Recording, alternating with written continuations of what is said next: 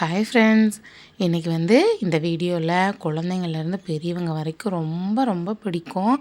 இதை யாருமே வேணான்னு சொல்ல மாட்டாங்க. ஸோ இன்றைக்கி நம்ம ஃப்ரூட் கஸ்டர்ட் மிக்சர் தான் செய்ய போகிறோம். ஸோ இது டேஸ்ட்டு பார்த்திங்கன்னா அவ்வளோ அல்டிமேட்டாக இருக்கும்.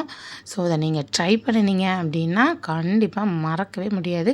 அந்தளவுக்கு டேஸ்டியாக இருக்கும். நம்ம திரும்ப திரும்ப செய்வோம். வீட்டில் இருக்கவங்களும் குழந்தைங்களும் மறுபடியும் செஞ்சு கொடுக்க சொல்லி கேட்பாங்க. ஸோ அவ்வளோ டேஸ்டியாக இருக்கும். கண்டிப்பாக அந்த ரெசிபியை மிஸ் பண்ணாமல் ட்ரை பண்ணி பாருங்கள். ட்ரை பண்ணி பார்த்துட்டு எப்படி வந்ததுங்கிறத மறக்காமல் கமெண்ட்டில் சொல்லுங்கள். இப்போ இந்த ஃப்ரூட் கஸ்டர்ட் நம்ம எப்படி செய்கிறதுன்னு பார்க்கலாம். முதல்ல ஒரு பவுல் எடுத்துக்கோங்க. அதில் ஒரு 50 ml அளவுக்கு நம்ம காய்ச்சி ஆற வச்ச பால் எடுத்துக்கலாம். அதில் நான் 2 டேபிள் ஸ்பூன் அளவுக்கு கஸ்டர்ட் பவுடர் சேர்த்துக்கிறேன். சேர்த்துட்டு நல்லா மிக்ஸ் பண்ணி தனியாக எடுத்து வச்சுக்கோங்க. கஸ்டர்ட் பவுடர் சேர்த்து நல்லா மிக்ஸ் பண்ணிக்கோங்க. கட்டிகள் இல்லாமல் நல்லா கரைச்சி விட்டுக்கோங்க. நம்ம சூடாக இருக்க பாலில் கஸ்டர்ட் பவுடர் சேர்த்துட்டோம் அப்படின்னா ரொம்ப கட்டிகளாகிடும். ஸோ நீங்கள் காய்ச்சி ஆற வச்ச பாலில் 2 டேபிள் ஸ்பூன் அளவுக்கு கஸ்டர்ட் பவுடர் சேர்த்துக்கோங்க. சேர்த்து நல்லா கட்டிகள் இல்லாமல் மிக்ஸ் பண்ணி ஓரமாக எடுத்து வச்சுக்கோங்க. இப்போ இது நல்லா கரைச்சாச்சு. இது இருக்கட்டும். அடுத்து ஸ்டவ் ஆன் பண்ணி ஒரு பாத்திரம் வச்சுக்கோங்க. அதில் ஒரு 1/2 லிட்டர் அளவுக்கு நீங்கள் பால் சேர்த்து நல்லா காய்ச்சிக்கோங்க. இது போல் பால் நல்லா பொங்கி வரணும். பொங்கி ஒரு நிமிஷம் நல்லா கொதிக்க விட்டுக்கோங்க. அப்போ தான் அந்த பால் நல்லா கொதிச்சு வரும். ஸோ கொதித்த இந்த பாலில் ஸ்டவ்வை லோ ஃப்ளேமில் வச்சுட்டு நம்ம ஆல்ரெடி மிக்ஸ் பண்ணி வச்சுருக்க கஸ்டர்ட் மில்க்கை சேர்த்துக்கோங்க. நம்ம காய்ச்சி ஆற வச்ச பாலில் கஸ்டர்ட் பவுடர் போட்டு மிக்ஸ் பண்ணி வச்சோம் இல்லைங்களா, அதை நீங்கள் சேர்த்துக்கோங்க. பாலில் நம்ம கஸ்டர்ட் மில்க்கை சேர்த்ததுமே கட்டிகளாகும், ரொம்ப கெட்டியாகிற மாதிரி இருக்கும். ஸோ உடனே நீங்கள் கலந்து விட்டுடுங்க. ஸோ கலந்து விட அது அந்த லிக்விட் கன்சிஸ்டன்சி வந்துடும். ஸோ கட்டிகள் பிடிக்காத அளவுக்கு நல்லா மிக்ஸ் பண்ணிக்கோங்க.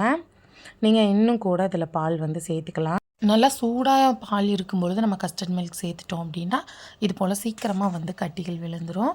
ஸோ நம்ம பால் ஒரு டைம் பொங்கி வந்ததுமே நீங்கள் ஸ்டவ்வை லோ ஃப்ளேமில் வச்சுட்டு கஸ்டர்ட் மில்க் சேர்த்துட்டு நல்லா மிக்ஸ் பண்ணி விட்டீங்க அப்படின்னா கொஞ்சம் சீக்கிரமாக கட்டிகள் ஆகாது.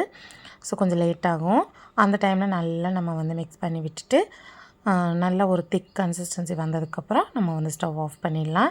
ஸோ இப்போ அது திக் ஆகிடுச்சு பார்த்தீங்களா, அந்த ஸ்டேஜில் நீங்கள் ஸ்டவ் ஆஃப் பண்ணிவிடுங்க. ஸ்டவ் ஆஃப் பண்ணிவிட்டு ஒரு மிக்சிங் பவுல் எடுத்துக்கோங்க. பவுலில் நான் ஒரு ஆப்பிள் கட் பண்ணிவிட்டு பொடியை கட் பண்ணி சேர்த்துருக்கேன். நீங்கள் இன்னும் கொஞ்சம் கூட வேணும்னா நீங்கள் இன்னொரு ஆப்பிள் கூட நீங்கள் சேர்த்துக்கோங்க. நான் மீடியம் சைஸில் ஒரு ஆப்பிள் பொடியை கட் பண்ணிவிட்டு சேர்த்துருக்கேன். இது கூடவே ஒரு வாழைப்பழம் தோல் உரிச்சிட்டு அதையும் பொடியாக கட் பண்ணிவிட்டு சேர்த்துக்கிறேன். சேர்த்துட்டு இது கூடவே பார்த்திங்கன்னா நான் மீடியம் சைஸில் ஒரு மாதுளம்பழம் தோல் உரித்து அந்த பழத்தை சேர்த்துருக்கேன். ஸோ இது கூடவே ஒரு 10 திராட்சை நான் 2ஆக கட் பண்ணிவிட்டு சேர்த்துக்கிறேன். திராட்சை சேர்க்குறது ஆப்ஷனல் தான். உங்களுக்கு வேணும்னா நீங்கள் சேர்த்துக்கோங்க. விருப்பம் இல்லை அப்படின்னா அதை ஸ்கிப் பண்ணிக்கோங்க. சேர்த்தா கொஞ்சம் நல்லாயிருக்கும். ஸோ புளிப்பு இல்லாத நல்ல திராட்சையாக பார்த்து நீங்கள் சேர்த்துக்கோங்க. சேர்த்துட்டு இது கூட நீங்கள் வேறு ஏதாவது ஃப்ரூட் மிக்ஸ் பண்ணுறனாலும் நீங்கள் பைனாப்பிள் சேர்க்கலாம், மாம்பழம் சேர்க்கலாம். ஸோ இந்த சீசனில் அதெல்லாம் கிடைக்காதனால நான் சேர்க்கலை. இது கூட சப்ஜா சீட் கூட நீங்கள் ஊற வச்சுட்டு அதையும் சேர்த்துக்கலாம். உடம்புக்கு ரொம்ப குளிர்ச்சி. ஸோ இப்போ நான் இவ்வளோ தான் ஃப்ரூட்ஸ் சேர்த்துருக்கேன்.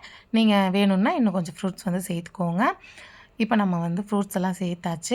இதில் நம்ம ஏற்கனவே ரெடி பண்ணி வச்சுருக்க கஸ்டர்ட் மில்க்கை சேர்த்துக்கோங்க. சேர்த்துட்டு நல்லா இதை மிக்ஸ் பண்ணி விட்டுடுங்க. ஒரு ஸ்பூன் வச்சு நீங்கள் மெதுவாக அப்படியே மிக்ஸ் பண்ணி விட்டிங்கன்னா இந்த ஃப்ரூட்ஸ் எல்லாம் இந்த மில்க்கோட நல்லா மிக்ஸ் ஆகி வந்துடும். ஸோ நீங்கள் இதை அப்படியே வேணும்னாலும் நீங்கள் சாப்பிடலாம், ரொம்பவே நல்லாயிருக்கும். ஸோ நான் இன்றைக்கி ஸ்வீட்னஸ்க்காக கொஞ்சமாக இதில் நான் மில்க் மேடு சேர்த்துக்க போகிறேன். ஸோ மில்க் மேடு சேர்க்க விருப்பம் இல்லாதவங்க, அதுவும் இல்லாமல் மில்க் மேடு கிடைக்கல அப்படிங்கிறவங்க ஒரு 2-3 டேபிள் ஸ்பூன் அளவுக்கு நீங்கள் சுகர் சேர்த்துக்கோங்க. சேர்த்துட்டு இது போல் நல்லா மிக்ஸ் பண்ணி விட்டிங்கன்னா நல்லா சுகர்லாம் கரைஞ்சிட்டு நமக்கு அந்த ஸ்வீட்னஸ் கிடைக்கும். நான் ஒரே டைமில் சேர்க்காம நான் கஸ்டர்ட் மில்க்கு கொஞ்சம் கொஞ்சமாக சேர்த்து நான் ஃப்ரூட்ஸ் மிக்ஸ் பண்ணியிருக்கேன். ஸோ இப்போ நல்லா மிக்ஸ் பண்ணியாச்சு. இந்த ஸ்டேஜில் நான் கொஞ்சமாக ஸ்வீட்னஸ்க்காக நான் கண்டென்ஸ்டு மில்க் சேர்த்துக்கிறேன். ஒரு 3 டேபிள் ஸ்பூன் அளவுக்கு நான் சேர்த்துருக்கேன். இதுவே சரியாக இருக்கும். நல்ல ஒரு ஸ்வீட்னஸ் இருக்கும். ஸோ இதை விட நீங்கள் கம்மியாகவும் நீங்கள் சேர்த்துக்கலாம். ஒரு 2 டேபிள் ஸ்பூன் அளவுக்கும் நீங்கள் வந்து சேர்த்துக்கலாம். சேர்த்து இதை வந்து நல்லா ஒரு மிக்ஸ் கொடுத்துக்கோங்க. மிக்ஸ் பண்ணிவிட்டு நீங்கள் அப்படியேவும் இதை சாப்பிடலாம். அப்படி இல்லைன்னா ஃப்ரிட்ஜில் ஒரு 3 மணி நேரம் நீங்கள் வச்சுட்டு சில்லுன்னு சாப்பிட்லாம். நம்ம அப்படியே சாப்பிட்றதும் நல்லாயிருக்கும். ஃப்ரிட்ஜில் வச்சு சில் பண்ணிவிட்டு அப்புறமா சாப்பிட்டாலும் அதை விட டேஸ்டியாக இருக்கும். ஸோ கண்டிப்பாக நீங்கள் இதை வந்து ட்ரை பண்ணி பாருங்கள். சாப்பிட்றதுக்கு அவ்வளோ ஒரு ரிலாக்ஸாக இருக்கும். ரொம்பவும் நல்லாயிருக்கும். ஃப்ரிட்ஜில் வச்சு சாப்பிடும் பொழுது இன்னும் வந்து நம்ம சாப்பிடலாம் அப்படிங்கிற அளவுக்கு டேஸ்டியாக இருக்கும். ஸோ ரொம்ப சிம்பிள் அண்ட் டேஸ்டியாக நம்ம வந்து இதை செஞ்சிடலாம். ஃப்ரூட்ஸ் மட்டும்தான் இதில் வந்து நம்ம கட் பண்ணி சேர்க்குற மாதிரி இருக்கும். மற்றபடி ரொம்ப கஷ்டமெல்லாம் கிடையாது. ஈஸியாக செஞ்சிடலாம். ஸோ கண்டிப்பாக இந்த ரெசிபியை ட்ரை பண்ணி பார்த்துட்டு எப்படி வந்ததுங்கிறத மறக்காமல் கமெண்ட்டில் சொல்லுங்கள். இந்த வீடியோ உங்களுக்கு பிடிச்சிருக்குன்னு நினைக்கிறேன். வீடியோ பிடிச்சிருந்தா லைக் பண்ணி ஷேர் பண்ணி கமெண்ட் பண்ணுங்கள். அண்ட் மறக்காமல் நம்ம சேனலை சப்ஸ்கிரைப் பண்ணி பக்கத்தில் இருக்க பெல் பட்டனை கிளிக் பண்ணி வச்சுக்கோங்க. அப்போ தான் நான் அடுத்தடுத்து போடுற வீடியோ உங்களுக்கு உடனே நோட்டிஃபை ஆகும். இதே போல் அடுத்த ஒரு வீடியோவில் பார்க்கலாம்.